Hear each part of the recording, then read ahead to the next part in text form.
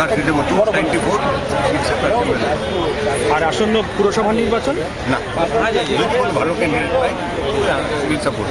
আর মমতা বন্দ্যোপাধ্যায় যদি বলে আপনাদের সাপোর্ট দেবে, না না, আমরা তো কোনো সাপোর্ট চাই কিন্তু তাহলে দিল্লিতে তো ঠিক আছে, লট অফ পার্টি উনি দিয়েছেন, ওনার পলিটিক্যাল দিয়েছে, টিএমসি দিয়েছে, আমরা কোনো সাপোর্ট চাই না। আমরা নিজেই লড়াই নিজে, অর্থাৎ 2016-তে কাদের বিরুদ্ধে লড়াইটা হবে আপনাদের রাজ্যে? আমার লড়াই হবে কারাপশনের বিরুদ্ধে। রাজনৈতিক দল কাকে প্রধান? আমরা বিজেপি টিএমসিকে মেন ভাবি, এখানে দুজন একটু স্ট্রং আছে, আদারওয়াইজ আমাদের মেন লড়াই হচ্ছে দুজনের মধ্যে প্রধান টিএমসি ডেফিনেটলি।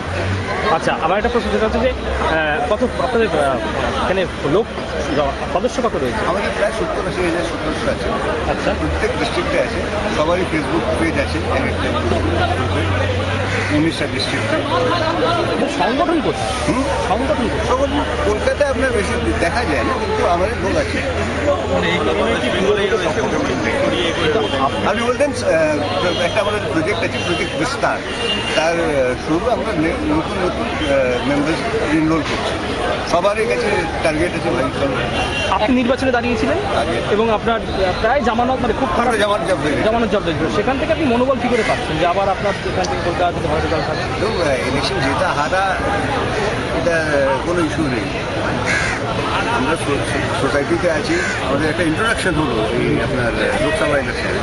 পশ্চিমবঙ্গের লোকেরা জানো আমাদের বাড়ি এখানেও আছে, 5,000 নতুন লোক পেয়েছে, আমার মতো এটা ফার্স্ট টাইম। আর সেই সময় একটা মোটিভেট ছিল, ডেফিনেটলি একটা মোটিভেট ছিল। এখন যদি ইলেকশন ডেফিনেটলি আমাদের পারফরমেন্স অনেক ভালো। দিল্লির এই জয় কি মোদীকে ধাক্কা দেওয়া হলো?